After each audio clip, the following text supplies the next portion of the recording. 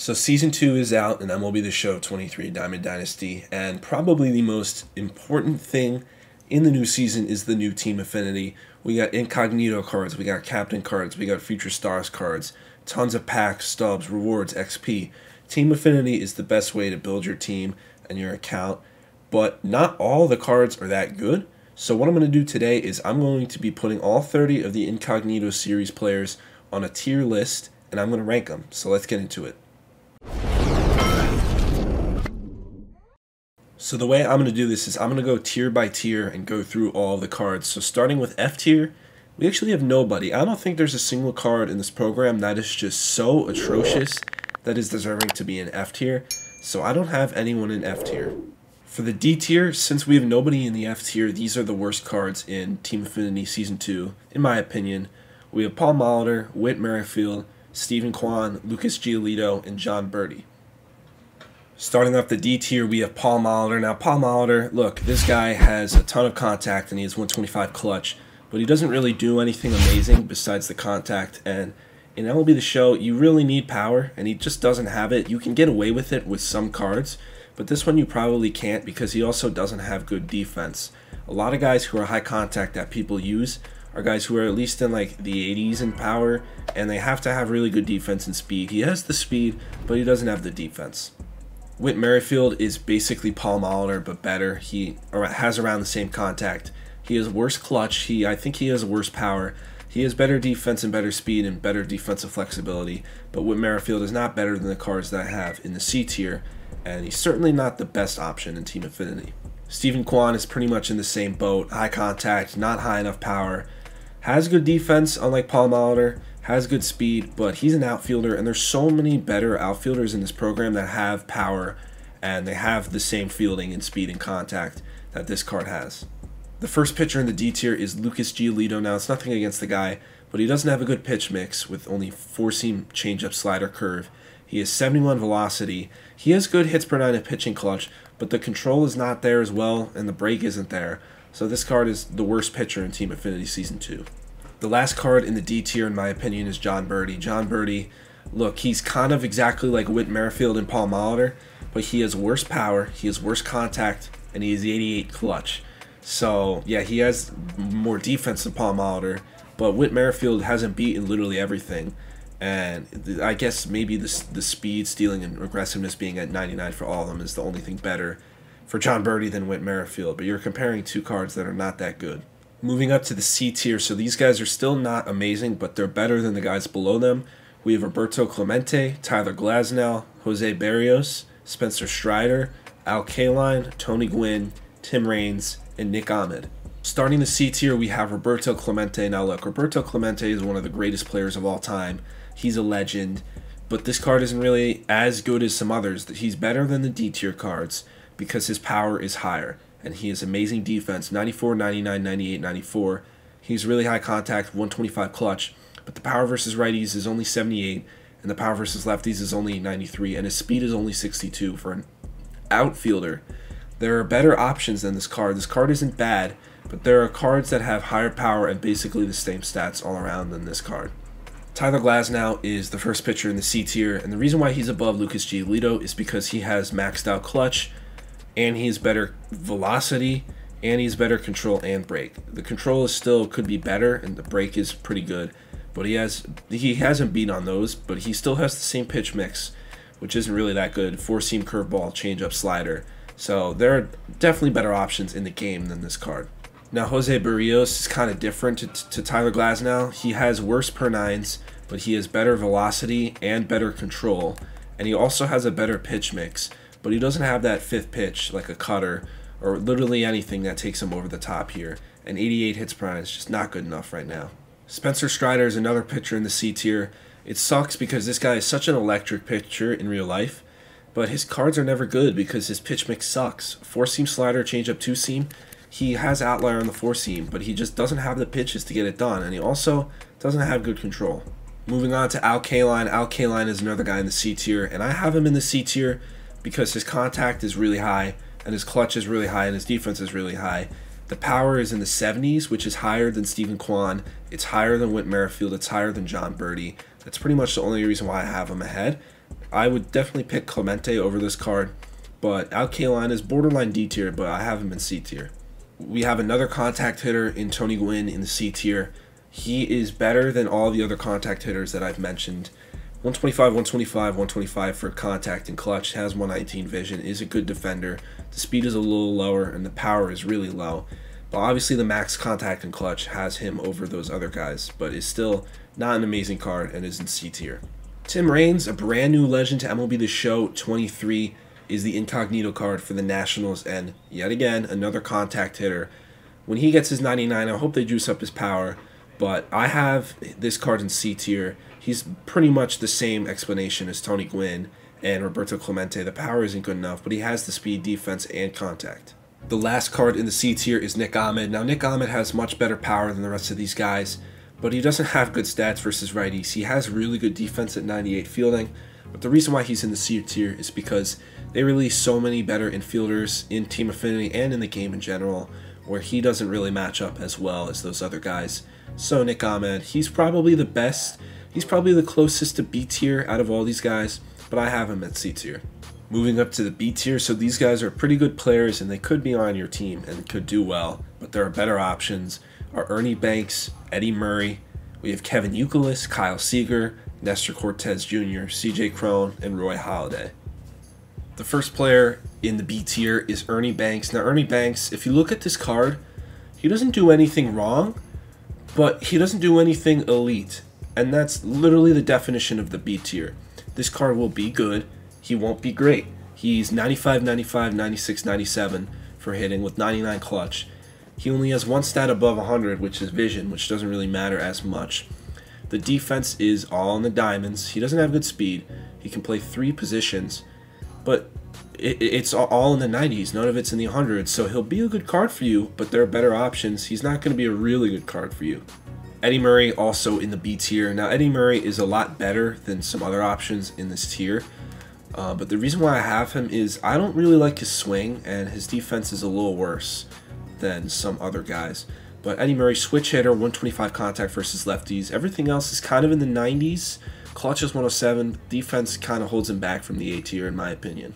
Kevin Youkilis is pretty much the exact same thing as Eddie Murray, except he's a little, I don't know. See, with Eddie Murray, you're trading, well, so Youkilis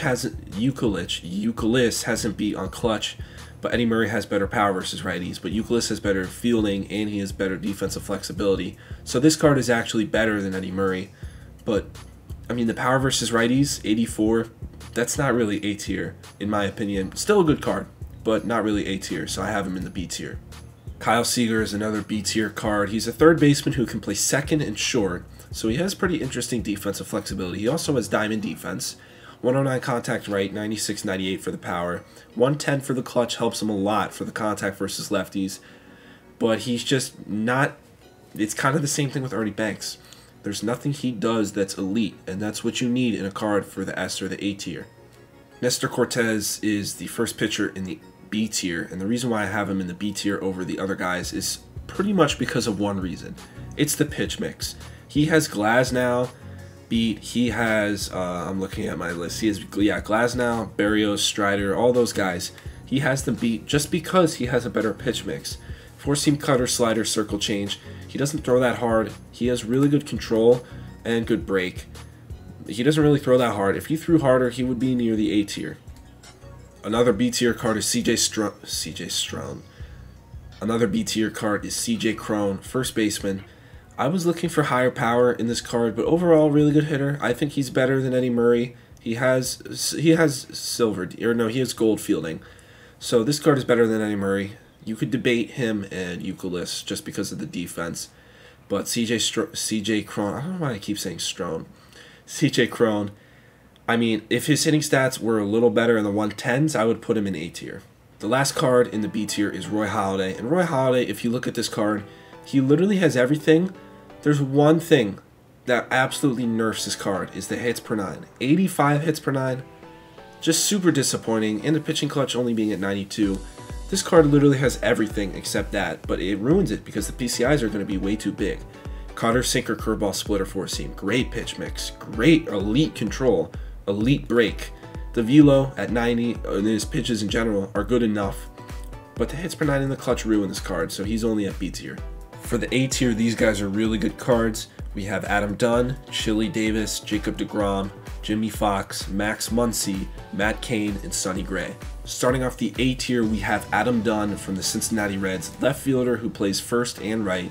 This card is a beast. Adam Dunn cards are always so good. I'm glad they gave him this card. 101, 125 versus right, 125 power versus right. That alone will probably get you in minimum B tier if everything else sucks, but it doesn't, so he's going to be in A tier. He has 86 clutch. That's the reason he's not in S tier. There you go. 86 clutch and 72 fielding. The only reason he's not in S tier.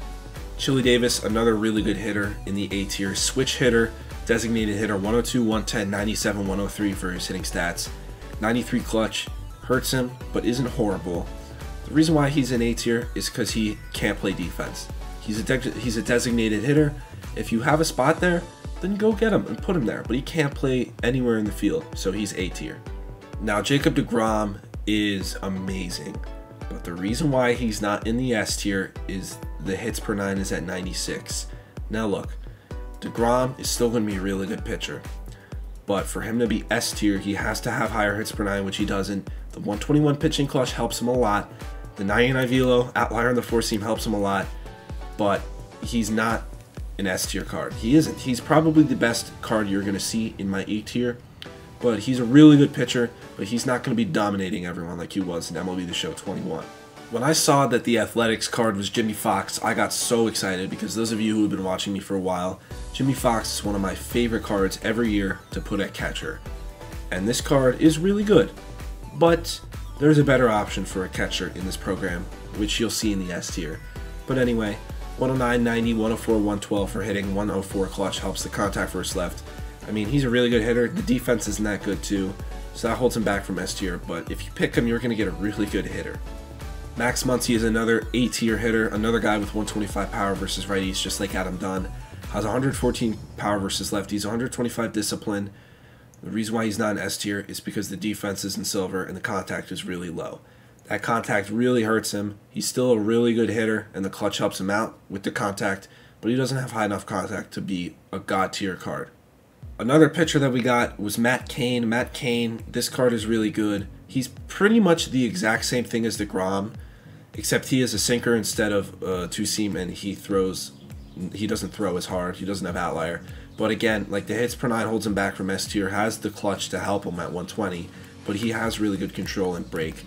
He's going to be a really good pitcher, but he's not going to be a god tier pitcher because the 93 hits per 9 is a little lower for an S tier card. Sonny Gray is the last player in the A tier. This is why we did not get a Player of the Month card from him, is because he was being saved for a Team Affinity card. Sonny Gray, 103 hits per 9, really good. Pitching clutch is 90, hurts him a little, but not horrible. The control, good. Break, really good. Pitch mix, that's the reason he's in A tier. If he had like a normal pitch mix, he'd be in B tier, but his pitch mix is so good that he's automatically in A tier. Four-seam sinker, slur, slider, cutter, that's really good. And lastly, for the S tier, these are the first cards you're going to want to pick, and they can be on your team for forever. We have Lance McCullers Jr., Mike Napoli, and Ryan Helsley. Lance McCullers Jr. of the Houston Astros is the first card in the S tier. I only have 3 S tier cards. This card is certainly one of them. 110 hits per 9, very good. 125 pitching clutch, that's endgame. It's maxed out. The velocity, 96. If you look at his pitches, he throws hard. The break is at 99. The control is good. It's not amazing, but it's good. The break is really good. The pitch mix is so good though. The one bad thing is the speed differentials between slider changeup, but if you just don't throw those pitches consecutively, then you won't have to worry about it. This card is the best starting pitcher in Team Affinity. He's going to be on my team right when I get him. The other catcher that I was talking about when I was on Jimmy Fox is Mike Napoli. Mike Napoli is easily the best card in this entire program.